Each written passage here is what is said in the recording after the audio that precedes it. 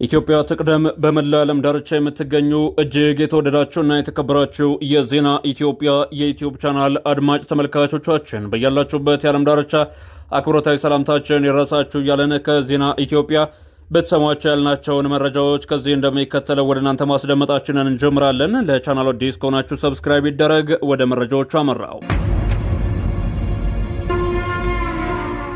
በትግራይ ክልል አዲስ የተፈጸመው የድሮን ጥቃት ተከትሎ የመጀመሪያ ደረጃ ትምህርት ቤት መውደሙን በተመለከተ የክልሉ ትምህርት ቢሮ ኃላፊ ማብራሪያ ሰጠ። የትግራይ ክልል ትምህርት ቢሮ ኃላፊ ዶክተር ኪሮስ ገኦሽ ሐሙስ ሌሊት ላይ በክልተ አውላሎ ወረዳ የሚገኘው አብርሃ ወአጽብሃ የመጀመሪያ ደረጃ ትምህርት ቤትን አውድሟል በተባለ የድሮን ጥቃት ላይ ተጨማሪ ዝርዝር መረጃዎችንም ሰጥተዋል። ኪሮስ ሌሊቱን የተፈጸመው ጥቃት ትምህርት ቤቱን ኢላማ ያደረገ መሆኑን የገለጹ ሲሆን በትምህርት መሰረተ ልማቶች ላይ የተፈጸመ ሌላ ተጨማሪ ጥቃት ሲል የፌዴራል መንግስቱ የሰነዘረውን ጥቃት ኮንነዋል።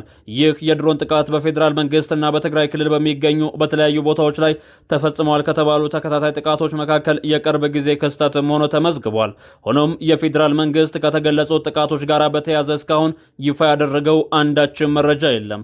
ኪሮስ ዕለተ ሐሙስ ምሽት በፌስቡክ ገጻቸው ባሰፈሩት መረጃ ተቋሙ በቅርቡ ከአውሮፓ ህብረት በተገኘ ድጋፍ በፕላን ኢንተርናሽናል ኢትዮጵያ አማካኝነት ለመጀመሪያ ደረጃ የህፃናት እንክብካቤና እድገት የሚሆኑ አዳዲስ ክፍሎች ተገንብተው እንደነበረም ኃላፊው አስታውቀዋል። የትምህርት ቢሮ ኃላፊ ትምህርት ቤቱን ለአካባቢ ማህበረሰብ ያለው ከፍተኛ ጠቀሜታን እያመላከቱ ሲሆን የካቲት 26 ቀን 2017 ዓ.ም በአውሮፓ ህብረት አምባሳደር ሶፊ ፌብሮም በዋነኛነት በተመራ የዩኒሴፍ የፕላን ኢንተርናሽናል የሴቭ ዘ ችልድረን እንዲሁም የዓለም የምግብ ፕሮግራም ከፍተኛ ተወካይ የተሳተፉበት የጋራ ልዑል ጉብኝት መደረጉን አስታውሰው ነበረ። ዶክተር ኪሮስ ያጋሯቸው ፎቶግራፎች የትምህርት ቤቱ ሰማያዊና ነጭ ቀለም ያላቸው የመማሪያ ክፍሎችና ሎክ ቡድን ተቋሙን ሲጎበኝ ያሳያል። ምስሎቹ በ2017 በተደረገ ጉብኝት ወቅት የአውሮፓ ህብረትና የሰብአዊ መብት ተቋማት ኃላፊዎች እንዲሁም የአካባቢው ተወካዮችም በትምህርት ቤቱ ተሰብስበው የነበረበት ሁኔታ ያሳያል። ይህ ዜና እስከተጠናቀረበት ጊዜ ድረስ የኢትዮጵያ ፌዴራል መንግስት ሆነ የፌዴራል ትምህርት ሚኒስቴር ከተፈጸመው ጥቃት ጋር በተገናኘ ያጋራው አንዳችም መረጃ የለም። በተያያዘ ዜናም በትግራይ ክልል የተፈራው ጦርነት አሁንም የሚቀር አልመሰለም። በራያ አላማጣ በአንድ ቀበሌ ውስጥ 12 ሚሊዮን ብር አዋጡ ተብለናል ሲሉ ነዋሪዎች ምሬታቸውን እያሰሙ ይገኛሉ።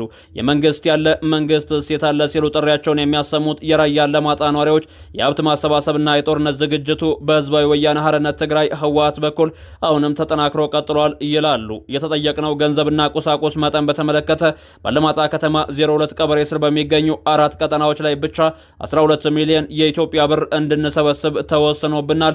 ይህንም አጀብ የሚያስብል ጉዳይ የፌዴራል መንግስቱ ሊያውቅልን ይገባል ሲሉ ተናግረዋል። በቀዳሚነት ከፌዴራል መንግስቱ ጋር በተገናኘ ስለዚህ ጉዳይ ጥናቶች የተደረጉ እንደሚገኙ ቢነገርም ነገር ግን እስካሁን የተወሰኑ አንዳችም ውሳኔዎች የለውም ተብሏል። የእህልና የእንስሳት መዋጮን በተመለከተ አርሶ አደሩ ከጤፍ እስከ ማሽላ ያሉ ምርቶችን እህል ወደሚሰበሰብበት ማዕከል ወስዶ እንዲያስረክብ መገደዱም ተገልጿል። በተጨማሪም ለጦርነት ዝግጅት የሚሆኑ ግመሎች፣ አህዮችና በቅሎች ብሎም በሬዎች እንዲገዙ ተደርጓል ሲሉም የራያ አላማጣ ነዋሪዎች ይናገራሉ። የአመራርና የአግላይ ምርጫን በተመለከተ ከህብረተሰቡ ገንዘብና እህል ከመሰብሰብ ባለፈ በጦርነት ወቅት ተጎጂዎችን የሚያገለግሉና የሚያነሱ ሰዎች አግላይ አንሺዎች ምርጫ ተካሂዷል ሲሉ ይናገራሉ። የጦርነት ዝግጅቱን ደርሰንበታል የተባለው ርቀትና የመጨረሻ ምዕራፍ ዝግጅት በፌዴራል መንግስትና በህወሓት መካከል የድርድር ወሬዎች ቢኖርም በስፍራው ላይ የህወሓት የመጨረሻ የጦርነት ዝግጅት ጫፍ ላይ መድረሱን ነው መረጃዎችም የሚያመላክቱት። ታዲያ በቀጣይ ግዴታና መዋጮዎችን በተመለከተ አርሶ አደሮችና ነዋሪዎች እስከ 5000 ብር የሚደርስ የገንዘብ ቅጣት ወይም የፍርድ ቤት እገዳ ይጠብቃቸዋል መዋጮውን ተግባራዊ ማድረግ ካልቻሉ ሲልም የመረጃ ምንጫችን ያመላክታል። ታዲያ በራያና በትግራይ ክልል የምግብና የዝናብ እጥረት በሚታይበት በዚህ ወቅት በአካባቢው ክረምቱን የጠበቀ ልክ ዝናብ ባለመጣሉ ምክንያት ድርቅ ተከስቷል ይላሉ የመረጃ ምንጮችም። የተዘራው ጤፍ በፀሐይ ሲያር ማሽላው ሳይወልድ ቀርቷል፣ በዚህ ምክንያትም ደርቋል ይላሉ። ሰው የሚበላው ባጣበት በዚህ ጊዜ ይላሉ ነዋሪዎቹም ሰው የሚበላው አጥቶ በወደቀበት የትምህርትና የህይወት እሴት በጠፋበት በዚህ ወቅት ሁልጊዜም ቢሆን ገንዘቦችን አምጡ እንባላለን፣ እኛስ ገንዘቦችን ከየት አምጥተን እንክፈል ሲሉ የራያ አላማጣ ሰዎች ምሬታቸውን ያጋራሉ። ገንዘቦችን መክፈል አንችልም ወይም መዋጮዎችን ማዋጣት አንችልም ለሚሉ የራያ አላማጣ ሰዎች ከ5000 ብር የገንዘብ ቅጣት እስከ ፍርድ ቤት እገዳ የሚደርሱ የተለያዩ ቅጣቶችን ለመከናነብ እኛ መዘጋጀት አለብን ሲሉ አያይዘው ተናግረዋል። የኢትዮጵያ ድንበር ቀይ ባህር እንደሆነና አሰብ በኢትዮጵያ ካርታ ውስጥ ያካተተው አዲሱ የኢትዮጵያ ካርታ ይፋ ሊደረግ መሆኑ ተሰማ። አሰብን ለማስመለስ ከ160 ሺህ በላይ ፊርማዎችን ያሰባሰቡት የአዲስ አበባ ዩኒቨርሲቲ ምሁሩም ፕሮፌሰር አድማሱ ገበየውን በተመለከተ በመረጃቸው ወደ እናንተ እናደርሰዋለን። ህወሓት ኤርትራ ስትገነጠል በአሰብ ጉዳይ መደራደር ማሸነፍ ይችል ነበር ይላሉ ፕሮፌሰር አድማሱም በቁጭት ውስጥ ሆነው በጊዜው ኤርትራ አጥብቃ የኔ ነው የምትለው ነገር እንዳልነበራት አንስተው ኢትዮጵያም ወደኋላ የምታፈገፍ ግበት ምንም አይነት ምክንያት አልነበረም በማለት የሚገልጹት ፕሮፌሰሩ ጉዳዩን የተለያዩ ኮንፈረንሶችን አዘጋጅቶ ታሪካዊና ፖለቲካዊ ኢኮኖሚያዊ ሁኔታዎችን ሚዛን ውስጥ አስገብቶ መከራከር ይቻል ነበር ሲሉ ነው የሚያስረዱት። አሁንም ቢሆን የኢትዮጵያ ብሔራዊ ጥቅምን በተመለከተ ያለ ልዩነት አብረን መቆም አለብን ሲሉ መክረዋል። ሀገር መተኪያ የሌላት የማንነትና የነጻነት መገለጫ ናት። ኢትዮጵያውያን በዘመናት የገጠማቸውን ሀገራዊና ውጫዊ ፈተናዎችን አልፈው ታሪካቸውና ሉዓላዊነታቸውን አስከብረው ቆይተዋል ብለዋል። ትውልድ አጣውን ትውልድ የሚያስመልሰው ታሪካዊ የባህር በራችን ጊዜው አሁን ነው ያሉት ፕሮፌሰሩ የባህር በር ለማግኘት ልዩና የጂኦፖለቲካዊ ማዕቀፍ ሂደቶችም ሴራዎች ቢተገበሩም አዲሱ ትውልድ ግን አይኑን ሊነቅልበት ያልቻለ ለሀገር ኢኮኖሚ ደምና ስር ለፖለቲካ ነጻነት ማረጋገጫ ሀገራዊና ክብርን መልሶ ለማንገስ የሚደረግ ታላቅ ህልምም ተብሏል።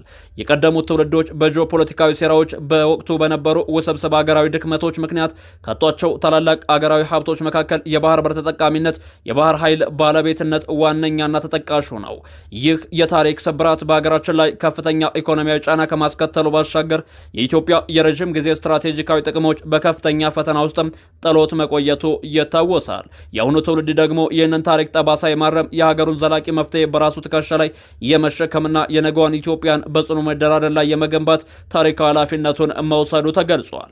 ይህ ሀገራዊ ጥያቄ ቀለል ያለ ፍላጎት ጉዳይ ብቻ ሳይሆን የሀገር ህልውናና መጻኢ ዕድልን መወሰኛ መሆኑንም ትውልድ ጠንቅቆ ይረዳዋል። ታዲያ የባህር በር ባለቤት ለመሆንና የባህር በር ለማግኘት ለንግድ ልውውጥ የሚወጣውን ከፍተኛ የቢሊዮን ዶላሮች የወደብ ኪራይ ማስቀረት፣ የገቢና ውጭ ንግዶችን እንቅስቃሴ ማፋጠን፣ የፍጆታ ዕቃዎች ዋጋ በመቀነስ የዜጎችን ህይወት ማቃለልና የሀገራችንን ኢኮኖሚ ሉዓላዊነት በተግባር የማረጋገጥ ሂደት ማለት ነው።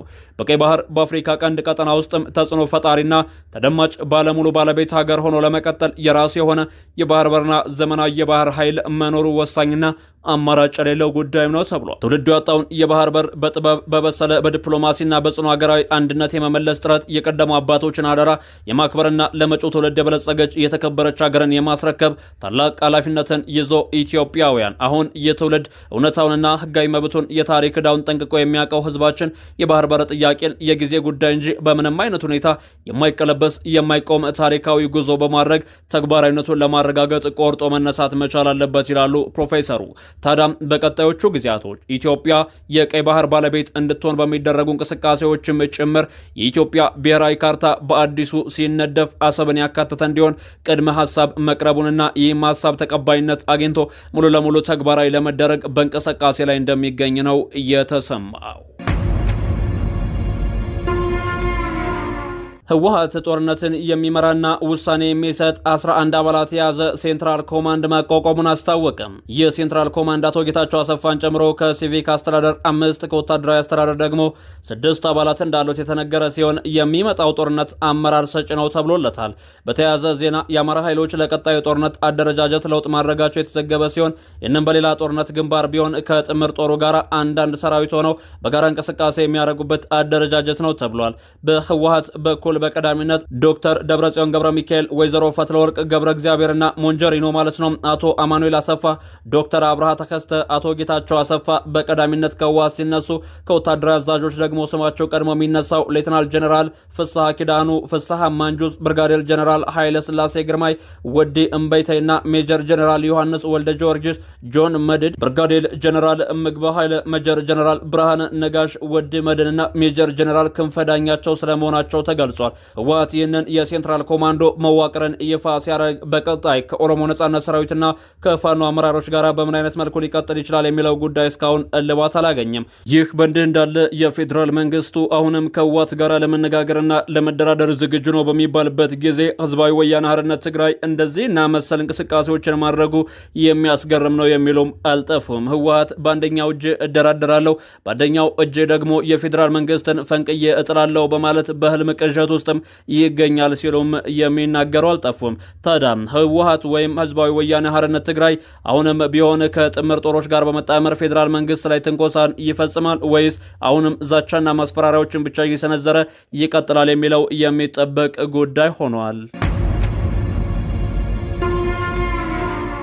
በቅርቡ በተካሄደው ሀገራዊ የምክክር ጉባኤ ላይ ያሰማራቸው ታዛቢዎች በአዲስ አበባ ጉዳይና በሌሎች ጠንከር ያሉ ውይይቶች ላይ ተገኝተው ለመታዘብ የሚያስችላቸው ሁኔታ እንዳልነበር ይታወቅልኝ አለ የኢትዮጵያ ሰብአዊ መብቶች ድርጅት ህብረቱ የጉባኤው መጀመሪያ ደረጃ የክትትል ሪፖርትን ይፋ ባደረገበት ወቅት የህብረቱ ዋና ዳይሬክተር አቶ መስዑድ ገበየው እንደተናገሩት ከሆነ ህብረቱ ያሰማራቸው 10 ታዛቢዎች በተለይም በምክር ቤቱ ጉባኤና በነበሩ ጠንከር ያሉ ውይይቶች ላይ ተገኝተው ለመታዘብ ያልቻሉበት ሁኔታ መኖሩን እንደ አንድ ክፍተት አንስተዋል። በተጨማሪም ኮሚሽኑ ያወጣው የድምፅ አሰጣጥ መመሪያ ተግባራዊ ሳይደረግ ቀርቷል። በዚህም የአዲስ አበባ ጉዳይ የመጀመሪያ የድምፅ አሰጣጥ ሂደት ሳያልፍ ቅርቃር እንደገባ ተቆጥሮ ለአሸማጋይ ቡድን ለክልል ምክር ቤት ጉባኤ መቅረቡን ቅሬታ አስነስቷል ብለዋል።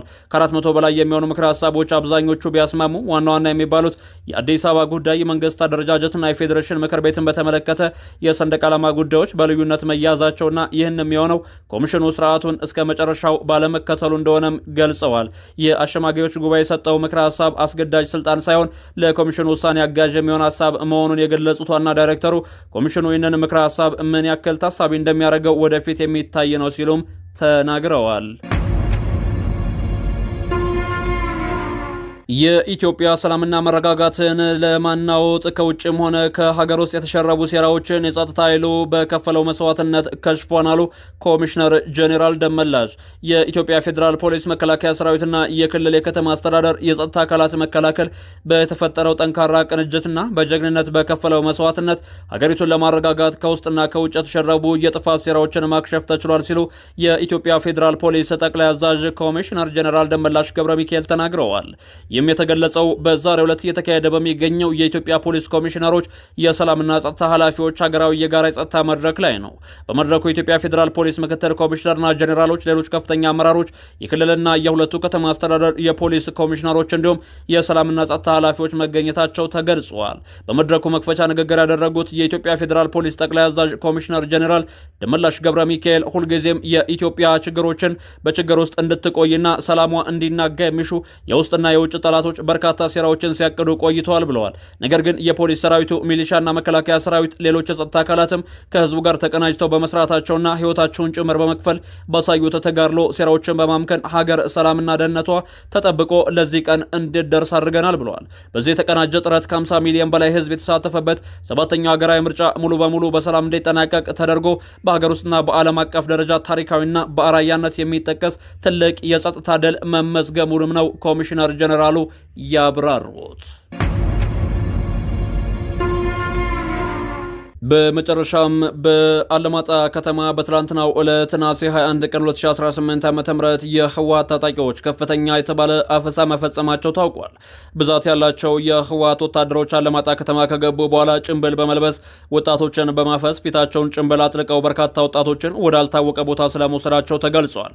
በራያ አለማጣ የሚገኙ እናትና አባቶች የልጆቻቸው መዳረሻ የት እንደሆነ ባለማወቃቸው በከፍተኛ ጭንቀት ውስጥ እንደሚገኙ ነው መረጃዎችም ያመላከቱት። ህወሓት አሁንም ቢሆን የፌዴራል መንግስቱ ጋር ያለውን ቁርሾ ወደ ከፋ ደረጃ ለማሸጋገር የራያን ወጣት እንደማገዶ ሊጠቀምበት ነው። ስለዚህ መንግስት አለው ሊለን ይገባል። ከዛም ማለፍ ሲል የራያ ወጣቶች ራሳቸውን ማስከበር መቻል አለባቸውም ተብሏል።